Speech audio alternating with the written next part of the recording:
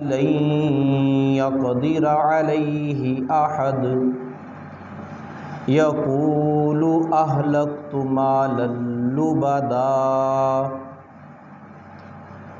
أيحسب أن لم يره أحد صدق الله العظيم وبلغنا رسوله النبي الكريم الأمين قال الله تبارك وتعالى في شان حبيبه مخبرا وآمرا إن الله وملائكته يصلون على النبي يا أيها الذين آمنوا صلوا عليه وسلموا تسليما اللهم صل على سيدنا ومولانا محمد وعلى آل سيدنا ومولانا محمد وبارك وسلم وصلی علیہ۔ اللہ جل مجدہ وجل جلالہ وعما نوالہ وعظم شانہ واتم برہانہ کی حمد و ثنا اور حضور پر نور شافی یوم النشور دستگیر جہاں غم گسار زماں سید سرورا احمد مجتبی جناب محمد مصطفیٰ صلی اللہ علیہ وسلم کے حضور ناز میں ہدیہ درود و سلام عرض کرنے کے بعد، عزیز سامعین السلام علیکم ورحمۃ اللہ وبرکاتہ۔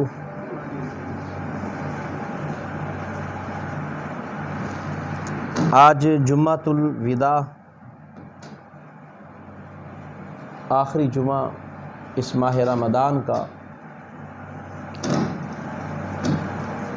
اللہ رب العزت ہمارے اس جمعہ کو اپنی بارگاہ میں قبول و منظور فرمائے اور آج کی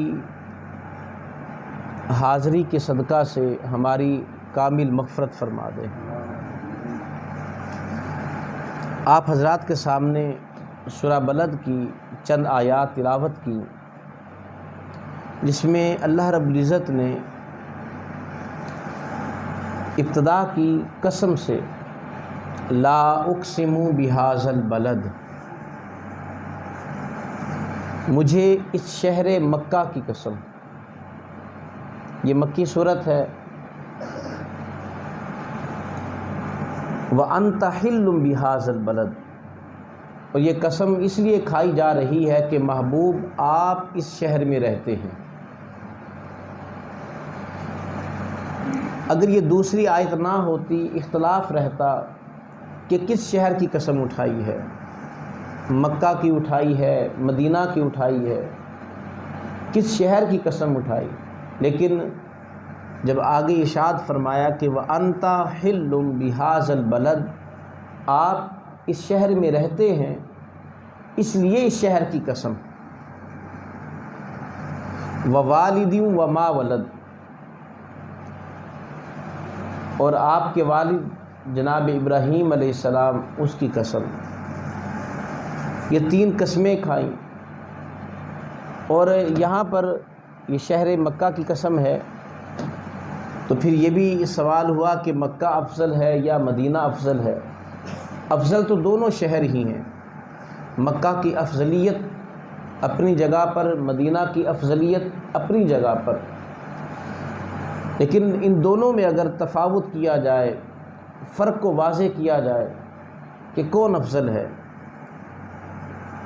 تو محبوب جس شہر میں ہیں یا جس شہر میں محبوب گئے، وہی شہر افضل ہے۔ محبوب جب مکہ میں تھے تو مکہ افضل تھا، اور محبوب جب مدینہ تشریف لے آئے اب مدینہ افضل ہو گیا۔ وَأَنْتَ حِلٌّ بِهَذَا الْبَلَدِ، آپ اس شہر مکہ میں رہتے ہیں، اس وجہ سے شہر کی قسم اٹھائی۔ وَوَالِدٍ وَمَا وَلَدَ، اور آپ کے جد امجد جناب ابراہیم علیہ السلام کی قسم۔ لَقَدْ خَلَقْنَا الْإِنسَانَ فِي كَبَدٍ، یہاں پر فرمایا کہ ہم نے انسان کو آزمائشوں میں مبتلا پیدا کیا۔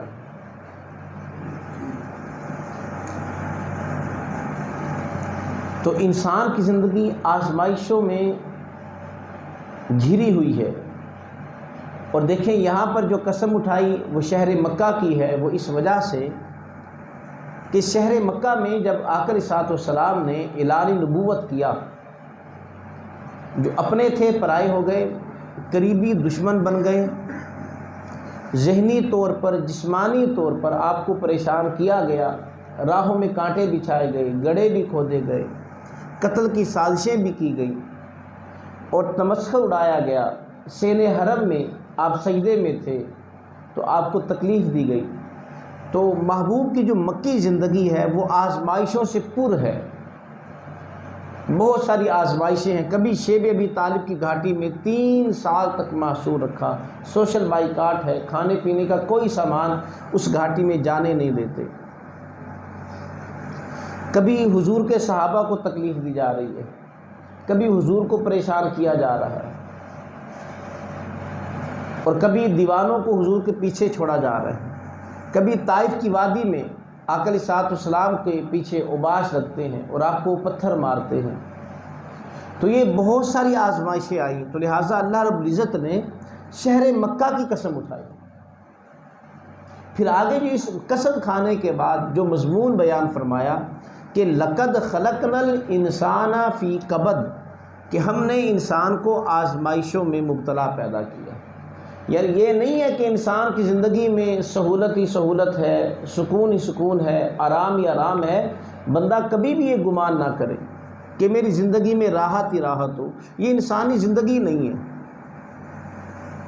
انسان کی زندگی میں اتار چڑھاؤ آتا رہتا ہے، اور ان آزمائشوں کے ذریعے اللہ رب العزت بندے کی تہذیب نفس کرتا ہے، یعنی اس کی اصلاح کرتا ہے اور اسے اپنی عبادات پر پختہ کرتا ہے۔ اب جیسے ماہ رمضان ہے، صبح سے لے کر شام تک بھوکا پیاسا رہنا، اگر سخت گرمی ہے شدت کی پیاس بھی ہوتی ہے، اور اگر روزہ بھی رکھنا ہے ساتھ کام کاج بھی کرنا ہے، دوہری آزمائش۔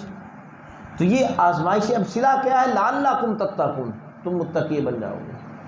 تو جو آزمائشیں آتی ہیں اس میں بھی اللہ رب العزت کی بہت ساری حکمتیں ہوتی ہیں کہ ان حکمت کے پیش نظر اللہ رب العزت آزمائشوں میں اپنے بندوں کو مبتلا کرتا ہے۔ لَقَدْ خَلَقْنَا الْإِنسَانَ فِي كَبَدٍ، کہ ہم نے انسان کو آزمائشوں میں مبتلا پیدا کیا۔ ایک طرف ایک امیر شخص، صاحب ثروت شخص، اس کے پاس کھانے کی اتنی قسمیں ہیں کہ اگر سب کا تھوڑا تھوڑا بھی لے تو پھر بھی وہ سارے کھانوں کو چکھ نہیں سکتا، کہ اتنے سارے قسم کے کھانے اس کے سامنے۔ اور دوسری طرف ایک غریب آدمی وہ روٹی کے ایک نوالے کو ترس رہا ہوتا ہے۔ ایک طرف ایک امیر آدمی، اس کے پاس لباس اتنے ہوتے ہیں اسے پتہ ہی نہیں ہوتا کب کون سا لباس میں نے پہنا تھا، اور دوسرے لباس کی پتہ نہیں کب باری آتی ہے یا نہیں آتی، باری آئے گی یا نہیں آئے گی یہ بھی نہیں معلوم۔ اور دوسری طرف ایک غریب آدمی وہ تن ڈھانپنے کے لیے لباس کو ترستا رہتا ہے۔ عید کا موقع ہے، کئیوں کے پاس کئی قسم کے لباس ہیں، کئی قسم کے پکانے کے لیے کھانے ہیں، اور انواع اقسام کی ان کے پاس نعمتیں ہیں، اور دوسری طرف ایک غریب آدمی، اس کو یہ نہیں پتا کہ میں نے عید کے دن پکانا کیا ہے، بچوں کو کیا کھلانا ہے، بچوں کو لباس کون سا پہنانا ہے، عید کے موقع پر میں نے خوشی کا اظہار کیسے کرنا ہے، میں نے خوشیاں کیسے منانی ہیں، اس کے پاس وہ اسباب نہیں ہیں۔ تو یہ اللہ رب العزت کی طرف سے آزمائش ہوتی ہے۔ لَقَدْ خَلَقْنَا الْإِنسَانَ فِي كَبَدٍ، کہ ہم نے انسان کو آزمائشوں میں مبتلا پیدا کیا۔ اگر ہم جو اللہ کے نیک اور برگزیدہ بندے جو اس کائنات میں ہیں وہ انبیاء ہیں، انبیاء کی زندگیوں کو پڑھیں اور ان کو دیکھیں، جتنی آزمائشیں، جتنی تکلیفیں ان کی زندگی میں آئی ہیں، عام آدمی کی زندگی میں اتنی آزمائشیں نہیں آئیں۔ جتنے صالحین کی زندگی میں آزمائشیں آئی ہیں اتنی عام لوگوں کی زندگی میں نہیں آئیں۔ حضرت زکریہ علیہ السلام آپ کو آرے میں چیر دیا گیا لیکن زبان پر اف نہیں ہے۔ آپ کے سامنے آپ کے صاحبزادے حضرت یحییٰ علیہ السلام کو وہ بادشاہ کے سپاہی آئے اور آپ کی آنکھوں کے سامنے زکریہ علیہ السلام کے بیٹے یحییٰ علیہ السلام کو انہوں نے ذبح کر دیا۔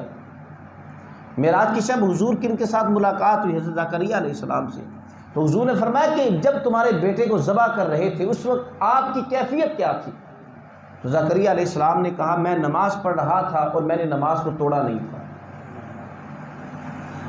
جناب ایوب علیہ السلام، کتنی آزمائشیں آپ کی زندگی میں آئیں۔ حضرت ایوب علیہ السلام اولاد بھی فوت ہو گئی، مال و اسباب چھن گیا، جسم بیماریوں میں مبتلا ہے، یہاں تک کہ زبان ایک پھر وہ لمحہ بھی آیا کہ زبان میں ایسی تکلیف ہوئی، اب وہ ذکر جو زبان کر رہی تھی اب وہ ذکر بھی بند ہو گیا۔ تو اللہ سے التجا کی کہ باری تعالیٰ یہ آزمائش ہے اس کو ختم کر دے۔ تو اللہ رب العزت نے وہ ساری آزمائشیں پھر ختم کی، اولاد بھی دوبارہ آ گئی، مال و اسباب بھی دوبارہ آ گیا۔ تو زکریہ علیہ السلام ان سے پھر اللہ نے پوچھا کہ زکریہ سناؤ اب کیا حال ہے، اب بہتر ہو یا پہلے والی حالت بہتر تھی؟ تو حضرت ایوب علیہ السلام وہ کہنے لگے کہ باری تعالیٰ جب بیمار تھا تو میرا حال خود پوچھتا تھا، ایوب سنا کیا حال ہے، لیکن جب سے صحت یاب ہوا ہوں اب وہ آواز نہیں آتی۔ حضرت میاں میر رحمۃ اللہ علیہ کھانسی کے مرض میں مبتلا تھے، کالی کھانسی تھی، اور مرید ہیں آپ کے پاس آتے دعائیں کرتے، دعائیں کرواتے، آپ ان کے لیے دعا کرتے، اللہ انہیں شفا دے دیتا، لیکن اپنے لیے کبھی دعا نہیں مانگی کہ یا اللہ مجھے کھانسی ہے مجھے شفا دے دے۔ تو ایک دن والدہ ماجدہ جو آپ کی تھیں انہوں نے کہا کہ بیٹا لوگ آتے ہیں ان کے لیے دعائیں کرتے ہو، صحت یابی کی دعائیں کرتے ہو، اللہ شفا بھی دے دیتا ہے، کبھی اپنے لیے دعا نہیں کی، کبھی اپنے لیے بھی شفا مانگ لو، ساری ساری رات کھانسی کی وجہ سے تکلیف میں رہتے ہو، آنکھ لگتی نہیں ہے، اتنی تکلیف ہے، بیماری ہے، تو کیوں نہیں دعا کرتے؟ تو کہا کہ یہ رہنے دو، مجھے اسی میں لطف آتا ہے۔ وہ ماں تھی آخر، کافی عرصہ دیکھتی رہی، پھر ایک دن برداشت نہ ہوا، تو جب میاں میر رحمۃ اللہ علیہ اپنی نشست پر جس دن کے وقت جب آئے اور لوگ آپ سے دعاؤں کے لیے آئے اور تعویذ کے لیے، دم کروانے کے لیے، اب آپ کی والدہ ماجدہ بھیس بدل کر اور برقع پہن کر وہ بھی آگے سائلوں میں بیٹھ گئیں، اور جب ان کی باری آئی تو میاں میر رحمۃ اللہ علیہ آپ نے پوچھا مائی خیریت سے آئی ہو؟ ابھی نے تو نہیں پتا تھا کہ میری ماں ہے، یہ بھی اللہ کی حکمت ہے، دلوں کے حالوں کو جان لیتے ہیں، بعض دفعہ سامنے بیٹھا شخص کو نہیں پتا۔ حضرت یعقوب علیہ السلام یہ چند میل کے فاصلے پر کنعان کے کنویں میں یوسف علیہ السلام ہے، اس وقت پتہ نہیں چلا، اور جب مصر کے تخت پر بیٹھ گئے ہیں اور بھائی وہاں سے قمیض لے کر چلا ہے، آپ نہیں یوسف علیہ السلام، قمیض لے کر چلا ہے، تو یعقوب علیہ السلام آپ کنعان میں بیٹھ کر کہہ رہے ہیں مجھے یوسف کی خوشبو آ رہی ہے۔ تو یہ اللہ کی حکمتیں ہیں۔ تو اب حضرت میاں میر رحمۃ اللہ علیہ کی والدہ محترمہ برقع پہن کر وہ بھی سامنے آ کر بیٹھ گئی۔ جب ان کی باری آئی تو میاں میر رحمۃ اللہ علیہ نے پوچھا مائی خیریت سے آئی ہو؟ تو کہا ہاں ایک پریشانی ہے، میرا بیٹا بہت بیمار ہے، اس کے لیے آئی ہوں کہ آپ دعا کر دیں۔ پوچھا کیا ہوا؟ کہا اسے کالی کھانسی ہے۔ ایک دم ماتھا ٹھٹکا، لیکن پھر سمجھ گئے، آواز بھی کچھ تبدیل کر لی انہوں نے۔ تو میاں میر رحمۃ اللہ علیہ نے دعا کے لیے ہاتھ اٹھا دیے کہ یا اللہ اس مائی کے بیٹے کو شفا دے دے۔ اب رات ہوئی، میاں میر رحمۃ اللہ علیہ انتظار میں کہ دوبارہ کھانسی شروع ہوگی، کھانسی نہیں شروع ہو رہی، بڑے حیران پریشان اس کو کیا ہو گیا۔ جب صبح ہوئی پھر سمجھ گئے، والدہ کے پاس آئے، کہا امی جان آپ نے مجھ پر بہت بڑا ظلم کیا۔ کہا کیا ظلم کیا؟ کہا کہ آپ نے جو دعا کروائی ہے مجھ سے، یہ دعا کروا کے آپ نے مجھ پر ظلم کیا۔ کہا بیٹے ایک تو تمہیں بیماری سے نجات مل گئی، تکلیف سے نجات مل گئی ہے، تو یہ تو تمہیں خوش ہونا چاہیے۔ کہا کہ نہیں، جب بیمار تھا غیب سے آواز آتی تھی سناؤ میاں میر کیا حال ہے، رات بھر انتظار کرتا رہا، وہ میٹھی وہ شیریں آواز نہیں سنائی دی۔ تو یہ جو آزمائشیں آتی ہیں اس میں اللہ رب العزت کی بہت ساری حکمتیں ہیں۔ زیادہ آزمائشیں اللہ کے صالحین بندوں پر آتی ہیں، نیک بندوں پر آتی ہیں، تو وہ اس آزمائش میں لطف لینے لگتے ہیں، اسے اپنے سر پر سوار نہیں کرتے ہم عام لوگوں کی طرح۔ ہمارے اوپر تو کوئی تکلیف آ جائے ہم تو سر پر اس کو سوار کر لیتے ہیں اور اس کا ڈھنڈورا پیٹتے رہتے ہیں جب تک لوگ ہماری ڈھارس نہ بنائیں اور لوگ آ کر ہمیں تسلی امیز جملے نہ کہیں اور ہمیں تشفی نہ دیں، ہمیں سکون نہیں آتا۔ ہم بلکہ اور پریشان ہو جاتے ہیں کہ میں اس بیماری میں مبتلا ہوں، اس تکلیف میں مبتلا ہوں اور لوگ میرا حال پوچھنے نہیں آئے، لوگ مجھے دیکھنے نہیں آئے۔ ہم اس انتظار میں رہتے ہیں اور پھر اس تکلیف کو بار بار سوچ کر اپنے لیے اذیت بنا لیتے ہیں۔ ایک تکلیف اوپر سے وہ اذیت بن جاتی ہے۔ یہ ہم عام لوگوں کی کہانی ہے، لیکن صالحین اسے سوار نہیں کرتے بلکہ اپنے رب کی مرضی سمجھ کر اس پر صبر و شکر کرتے۔ رب کی آزمائش کو وہ رب کی طرف سے کہ میرا رب ایسا چاہتا تھا، اور رب چاہتا تھا تو آزمائش آئی ہے، رب نہ چاہے تو آزمائش کہاں پر آئے گی؟ تو صالحین کے لیے وہ آزمائش لطف بن جاتی ہے، روحانی مراتب ان کے طے ہو جاتے ہیں، اور ہمارے لیے وہی آزمائش اذیت بن جاتی ہے۔ حضرت واصف علی واصف رحمۃ اللہ علیہ، وہ آپ نے کہا کہ غم کیا ہے؟ غم کیا ہے؟ تو کہنے لگے کہ جب بندہ اپنی مرضی اور رب کی مرضی کے درمیان فرق کرتا ہے یہ غم ہے، لیکن جب رب کی مرضی اور اپنی مرضی میں فرق نہیں کرتا، جیسا رب چاہے وہی مرضی بنا لے، اب وہ غم نہیں رہتا بلکہ اس میں لطف آنا شروع ہو جاتا ہے۔ تو کہا لقد خلقنا الانسان فی کبد، ہم نے انسان کو آزمائشوں میں مبتلا پیدا کیا۔ ایحسب ان لن یقدر علیہ احد، اب یہاں پر صاحب ثروت طبقے کا بیان ہو رہا ہے کہ مالدار آدمی، ظالم آدمی، جابر آدمی، بدماش آدمی، وہ یہ سمجھتا ہے، ایحسب گمان کرتا ہے، ان لن یقدر علیہ احد، کہ اس پر کسی کا قابو نہیں ہے۔ پیچھے انسان کی آزمائش کو بیان کیا کہ ایک وہ طبقہ جن پر آزمائش آتی ہے، ایک وہ طبقہ جس پر آزمائش نہیں آتی۔ دیکھیں آزمائش آتی ہے صالحین بندوں پر، بدماشوں پر نہیں آئے گی۔ اللہ انہیں دنیا میں راحتیں ہی راحتیں دیتا رہتا ہے۔ ایک طرف ایک آدمی وہ نمازیں پڑھتا ہے، روزے رکھتا ہے، حج کرتا ہے، زکاتیں دیتا ہے، ذکر و اذکار کرتا ہے، اس کی زبان اللہ کے ذکر سے تر رہتی ہے، شب و روز اس کے اللہ کی عبادت میں بسر ہوتے ہیں، لیکن آزمائشیں اس کے اوپر زیادہ ہے۔ ایک آدمی بدماش ہے، وہ لٹیرا ہے، لوگوں کی عزتیں پامال کرتا ہے، دھوکہ دیتا ہے، لیکن وہ پھر بھی ٹھیک ٹھاک اور تندرستی میں اور نعمتوں میں وہ زندگی بسر کر رہا ہوتا ہے۔ تو آزمائشیں صالحین پر آتی ہیں۔ تو کہا کہ وہ تو ہے کہ آزمائشیں ان پر آئیں، اور دوسرا طبقہ جس پر آزمائش نہیں آتی وہ یہ کہتا ہے کہ جب مسلسل اس کی نافرمانیوں کے بعد بھی اس پر کوئی آزمائش نہیں آتی، مسلسل تکلیفوں کے بعد، تکلیفیں لوگوں کو دینے کے بعد اسے کوئی پکڑنے والا نہیں ہے، کوئی پوچھنے والا نہیں ہے، اس کے سامنے کوئی انگلی اٹھانے والا نہیں ہے، اسے کوئی کچھ کہنے والا نہیں ہے، اب وہ کیا کہتا ہے؟ اس کا مزاج کیسا بن جاتا ہے؟ ایحسب ان لن یقدر علیہ احد، وہ یہ گمان کرتا ہے اس پر کسی کا قابو نہیں ہے۔ جیسا کہ آج بندے کے پاس تھوڑا سا اختیار آ جائے وہی فرعون بن جاتا ہے۔ وہ فرعون اس وقت بنا تھا کہ اس کے پاس بادشاہت تھی، سلطنت تھی، اور اس کے اشاروں پر فیصلے ہوتے تھے، وہ عدالتوں کا محتاج نہیں تھا، وہ لوگوں کا محتاج نہیں تھا، طاقت تھی اس کے پاس، وہ پھر فرعون بنا تھا۔ ہمارے ہاں کسی آدمی کے پاس تھوڑی سی طاقت آ جائے وہ فرعون بن جاتا ہے۔ تو مسلسل جب بندے کے پاس طاقت آتی ہے، مسلسل وہ ظلم کرنے کے بعد اس کی کوئی پکڑ نہیں ہوتی، اللہ نے اس کا مزاج بیان فرمایا، وہ کہتا ہے کہتا ہے مجھ پر کسی کا قابو نہیں ہے، کوئی ہاتھ نہیں ڈال سکے گا۔ اب دیکھ لیں آئے روز اس طرح کی ہمارے سامنے کئی کہانیاں ہیں۔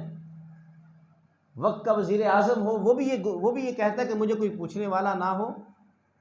صدر ہو وہ بھی چاہتا ہے چاہے وہ ظلم کرے، بدماشیاں کرے، وہ لوگوں کو مروائے، قتل کرے، وہ بھی یہ چاہتا ہے اسے کوئی پوچھنے والا نہ ہو، اور اگر کوئی جائز بات اسے پوچھ لی جائے اپنی شان کے منافی سمجھتا ہے، اور صرف اس بات کے پوچھنے پر کہ اس آدمی کی اتنی جرت، اس نے مجھ سے پوچھا، اسے قتل کروا دیتا ہے۔ یہ ہمارے ہاں کا یہ ماحول ہے، اور حالانکہ وہ بھول جاتا ہے کہ اللہ ان بطش ربک لشدید، اللہ کی پکڑ بڑی سخت ہے، وہ ڈھیل دے رہا ہے تجھے، وہ تجھے دیکھ رہا ہے یہ بندہ کیا کرتا ہے۔ تو یہ انسان کا عمومی رویہ ہے، حالانکہ پل کی خبر نہیں کہ اگلے پل کیا ہو جائے، کون سی نعمت چھن جائے، کہیں اللہ اچانک سوچنے سمجھنے کی صلاحیت کو سلب کر لے، دیکھنے کی صلاحیت کو سلب کر لے، گاڑی پر جا رہا ہے اچانک ایکسیڈنٹ ہو جائے اور بندہ زندگی بھر کے لیے معذور ہو جائے، بندے کو پتہ بھی نہیں ہے، تو کس چیز پر وہ گھمنڈ کرتا ہے، کس چیز پر تکبر کرتا ہے۔ اَيَحْسَبُ أَن لَّن يَقْدِرَ عَلَيْهِ أَحَدٌ، وہ کہتا ہے کہ مجھ پر کسی کی پکڑ نہیں ہے، مجھ پر کسی کا زور نہیں ہے۔ خلیفہ ہارون رشید وہ تخت پر بیٹھا ہوا تھا، امام مالک رحمۃ اللہ علیہ خلیفہ ہارون رشید کے دور کے، اور امام مالک کے ساتھ خلیفہ ہارون رشید کا بڑا پیار بھی تھا۔ تو ایک دن دونوں اکٹھے بیٹھے ہوئے ہیں، خلیفہ ہارون رشید اپنے نشست پر بیٹھا ہوا ہے، تو اس نے ویسے ایک ذہن میں اس کے سوال آ گیا، امام مالک سے پوچھنے لگا اچھا یہ بتاؤ کہ اللہ اس وقت کیا کر رہا ہے؟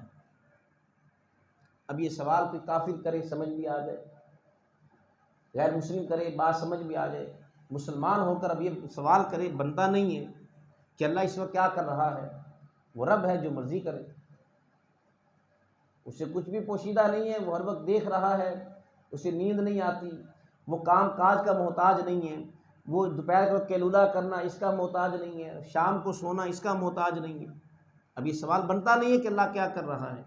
امام مالک رحمۃ اللہ علیہ آپ کو غصہ آیا لیکن خاموش ہو گئے، زیرک آدمی تھے، بادشاہ کو سمجھانا بھی تھا، اصلاح بھی کرنی تھی، تو بڑے تحمل کے ساتھ کہا بادشاہ تخت پر بیٹھ کر سوال کرتے ہو، کبھی نیچے آ جاؤ، مجھے بٹھاؤ تخت پر، تمہارے سوال کا جواب دیتا ہوں۔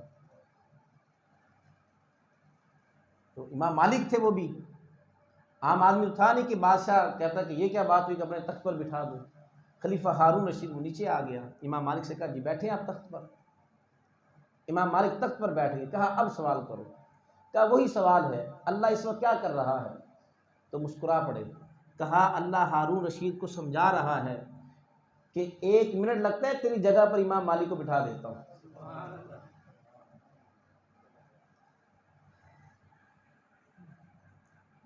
صبح کے تخت نشین شام کو مجرم ٹھہرے، ہم نے پل بھر میں مقدر کو بدلتے دیکھا۔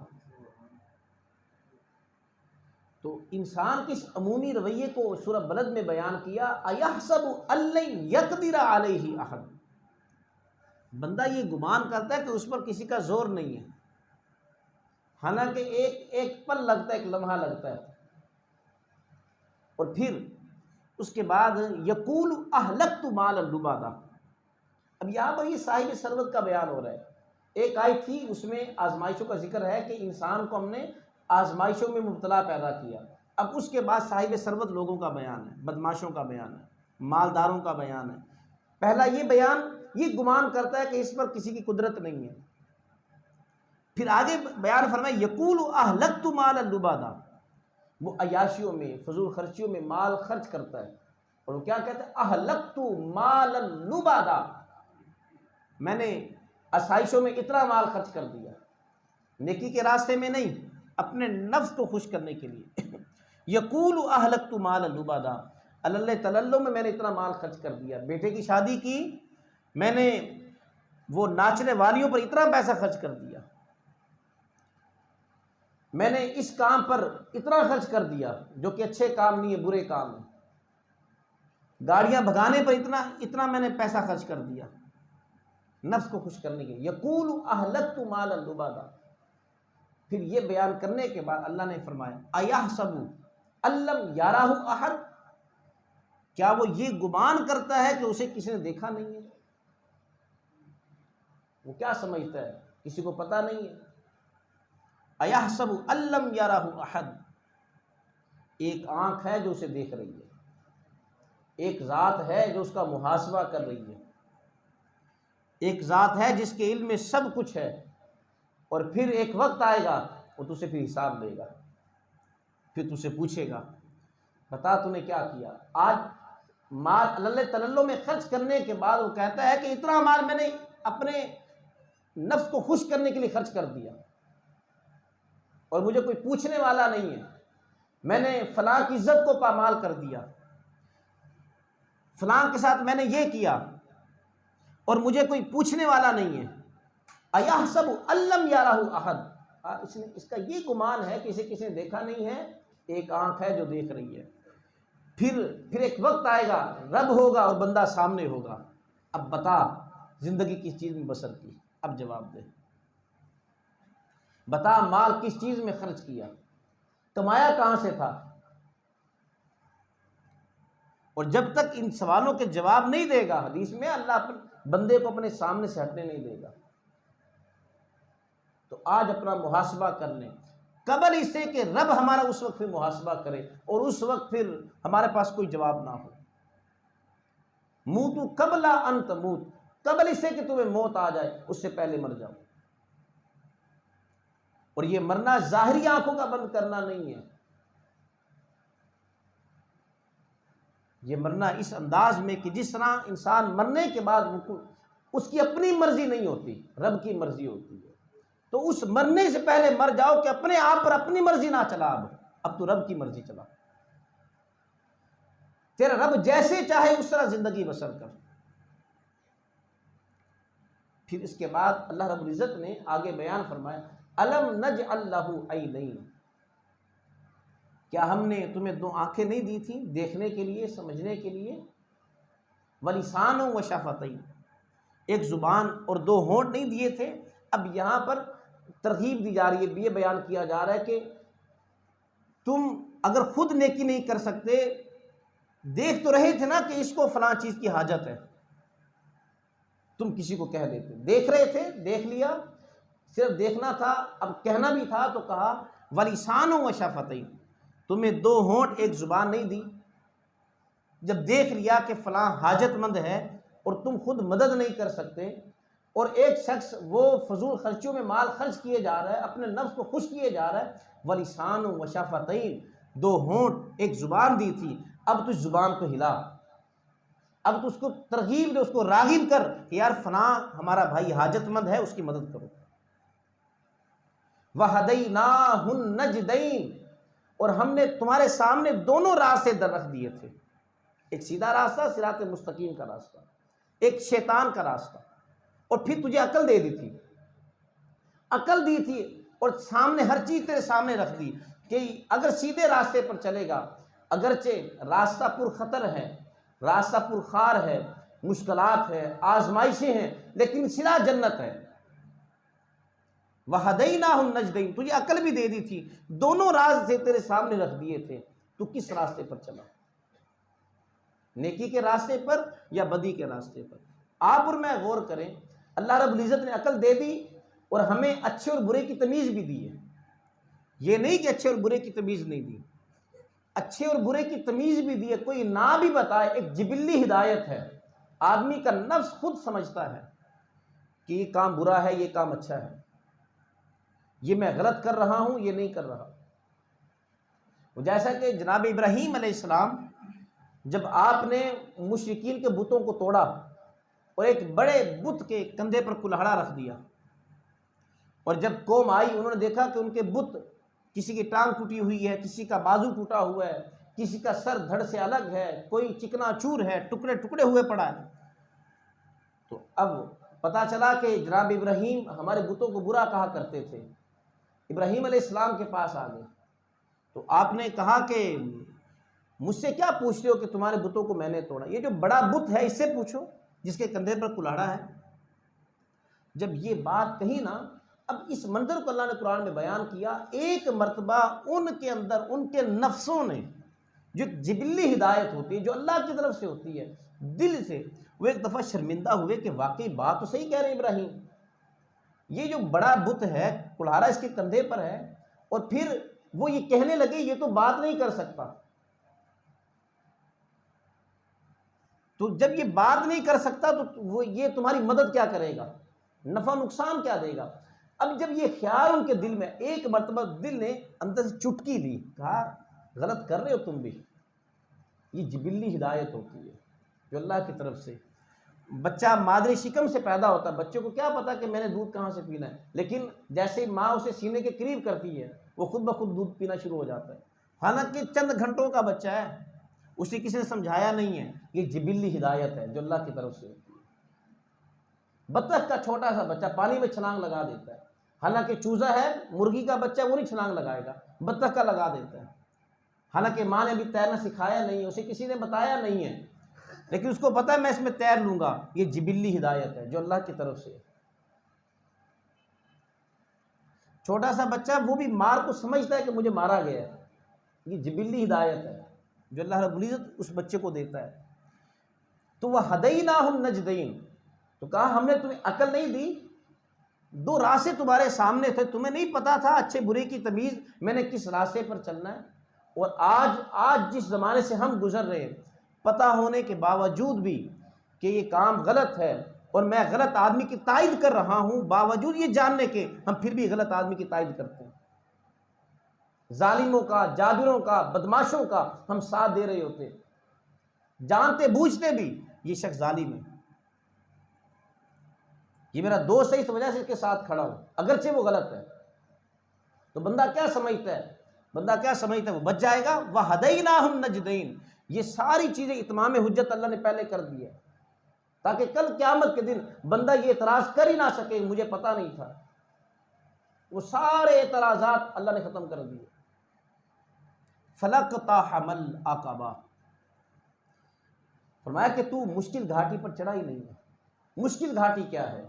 مشکل گھاٹی یہ ہے کہ ایک طرف جہاں پر نفس نے خوش ہونا تھا فضول خرچیوں میں مال خرچ کرنے پر، اب مشکل گھاٹی یہ تھی کہ نفس کو خوش نہ کرتا بلکہ تو راہ خدا میں خرچ کرتا اللہ کی رضا کے لیے، یہ مشکل گھاٹی ہے۔ مشکل گھاٹی یہ تھی کہ بدماش ظالم تیرے پاس تیرے ساتھ ہیں تو ان کی تائید میں کھڑا ہے، اور ایک طرف وہ شخص جو کہ ایماندار ہے، نیک ہے، صالح ہے۔ مشکل گھاٹی یہ تھی کہ تو اپنے بدماش دوستوں کو چھوڑ کر اللہ کے نیک بندے کے ساتھ کھڑا ہوتا، یہ مشکل گھاٹی تھی۔ فَلَقْتَحَمَ الْعَقَبَةَ، اللہ نے فرمایا کہ تو مشکل گھاٹی چڑھا ہی نہیں۔ وَمَا أَدْرَاكَ مَا الْعَقَبَةُ، تجھے کیا پتا مشکل گھاٹی کیا ہے؟ فَكُّ رَقَبَةٍ، وہ مشکل گھاٹی کسی غلام کو آزاد کروانا تھا، او اطعام فی یوم ذی مسغبہ، کسی بھوکے کو کھانا کھلانا، یتیمن ذا مقربہ، قریبی یتیم پر مال خرچ کرنا، بھتیجا ہے، بھانجا ہے، اس پر مال خرچ کرنا کہ اس میں لوگوں کی تائید نہیں ملے گی، لوگ کہیں گے بھی بھانجا تھا اس وجہ سے مال خرچ کیا۔ ہاں باہر کے یتیم پر مال خرچ کرے گا، کسی یتیم غیر اجنبی بچی کی شادی کروائے گا، لوگوں کو پتہ چلے گا، لوگ بڑی تعریف کریں گے، یار اس نے کمال کر دیا، اس نے فلاں کی مدد کی۔ لیکن جو اپنے ہی بھائی کا جو یتیم بچہ ہے یا یتیم بچی ہے، جب اس کی شادی کرے گا یا یتیم بچی کی شادی کروائے گا، اب وہ تعریفات سننے کو نہیں ملے گی لوگوں سے، کیوں؟ لوگ کہیں گے بھئی اس کا تو اپنا خون تھا، تو اس لیے کہا جو قریبی یتیم ہے، یتیمن ذا مقربہ او مسکینن ذا متربہ، یا وہ جو زمین پر ہیں، او مسکین لوگ، پرا گندہ حال لوگ، جسم پر گرد ہے، پھٹا پرانا لباس ہے، مٹی میں ملے ہوئے ہیں، ان کی مدد کرنا، یہ مشکل گھاٹیاں ہیں۔ کل عید کا دن ہے تو یہ مشکل گھاٹیاں ہم نے سر کرنی ہے۔ عید کے موقع پر یہ فقراء، یتامى، مساکین، انہیں اپنے ساتھ خوشیوں میں شریک کرنا ہے۔ عید صرف یہ نہیں ہے کہ میں اچھا کھا لوں، میں اچھا پہن لوں اور میں ہی بس ساری نعمتیں اپنے پاس ہی رکھوں، کسی کو نہ دوں، یہ عید نہیں ہے۔ اگر عید کو سمجھنا ہو تو آقا علیہ الصلوۃ والسلام کی حدیث پاک سامنے رکھیے گا کہ عید کی نماز پڑھانے جا رہے ہیں، بچوں کے پاس سے گزرے، بچے کھیل رہے ہیں، انہی بچوں میں ایک بچہ سائڈ پر ہو کر رو رہا ہے۔ بڑے حیران ہوئے، بچہ کیوں رو رہا ہے؟ اس کے پاس چلے گئے، کہا بیٹا تم کیوں نہیں کھیلتے، روتے کیوں؟ تو اس نے کہا کہ میرے والد اس دنیا سے رخصت ہو چکے ہیں اور میرے پاس پہننے کی لباس نہیں ہے، تو ان کے پاس نئی لباس ہیں، یہ خوش ہو رہے ہیں، کھیل رہے ہیں، میں کہاں سے خوشیاں مناؤں؟ عید کی نماز پڑھانے جا رہے تھے، آقا علیہ الصلوۃ والسلام نے اس بچے کا ہاتھ پکڑا، اپنے گھر لے گئے، گھر والوں سے کہا اس کو نہلاؤ دھلاؤ، اس کو کپڑے پہن، چھوٹا سا بچہ تھا، اسے نئے کپڑے پہنائے، اس کو خوشبو لگائی، اور پھر اس بچے کا ہاتھ پکڑ کر اب مسجد میں لے کر جانے لگے، اور پھر ساتھ بچے سے کہا کیا تم اس بات پر راضی ہو کہ محمد تمہارے باپ ہوں، فاطمہ تمہاری بہن ہو؟ اب وہ بچہ وہ سوچ تو رہا ہوگا، تھا تو یتیم، یتیمی کا بھی مزہ آ گیا۔ یہ عید کا دن تھا، اور پھر جب اس بچے کے چہرے پر مسکراہٹ آ گئی، پھر آقا علیہ الصلوۃ والسلام اب نماز پڑھانے کی تشریف لے گئے۔ یہ مشکل گھاٹیاں ہیں جو ہم نے سر کرنی ہے، جو ہم نے طے کرنی ہے۔ فک رقبہ، غلام کو آزاد کرانا، او اطعام فی یوم ذی مسغبہ، بھوک کی حالت میں ہو تو خود پھر بھوکے کو کھانا کھلانا، او مسکینا ذا متربہ، وہ جو مٹی میں ہیں، لوٹ پوٹ ہیں، انہیں کوئی نہلانے والا نہیں، دھلانے والا نہیں، ان کو کوئی لباس پہنانے والا نہیں، او مسکینا ذا متربہ، ان کا خیال رکھنا، یتیما ذا مقربہ، اور پھر اس کے بعد ثم کان من الذین آمنوا وتواصوا بالصبر وتواصوا بالمرحمہ۔ اب یہاں پر دو طبقوں کا بیان اس آیت مبارکہ میں، ایک مومن یہ مالدار طبقہ، اور دوسرا جو خستہ حال ہے، جس کے پاس ظاہری طور پر اسباب نہیں ہیں، ان دونوں کا بیان ہے۔ من الذین آمنوا وتواصوا بالصبر، اب جن کے اوپر آزمائشیں ہیں، جن کے اوپر تکلیفیں ہیں، اب انہیں نصیحت کی گئی ہے، وتواصوا بالصبر، انہیں صبر کی تلقین کی گئی کہ تم نے صبر کرنا ہے، واویلا نہیں کرنا، واویلا کر کے اپنے اجر کو ضائع نہ کر لینا۔ اب غریب ہونے کا مطلب یہ نہیں ہے کہ وہ ڈنڈورا پیٹتا پھرے، لوگوں کے آگے ہاتھ پھیلاتا ہی رہے، نہیں، لوگوں کی طرف توجہ نہ کریں، لوگوں کی جیبوں کی طرف بھی نہ دیکھیں۔ وتواصوا بالصبر، جو اہل ایمان جن کے پاس ظاہری طور پر اسباب نہیں ہیں، اللہ انہیں نصیحت کر رہا ہے صبر کرنا۔ وتواصوا بالمرحمہ، اب یہاں پر جو صاحب ثروت طبقہ ہے اس کو نصیحت کی جا رہی ہے کہ تم نے مساکین پر رحم کرنا ہے،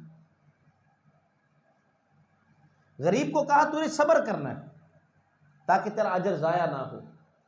اور پھر جو آزمائشیں آتی ہیں، اس میں اللہ رب العزت کی بہت ساری حکمتیں ہیں، بہت ساری حکمتیں ہیں۔ اب ان میں پہلی حکمت ایک تو یہ کہ اپنے مومن بندے کی وہ آزمائش کرتا ہے۔ غریب ہونا کوئی بری علامت نہیں ہے۔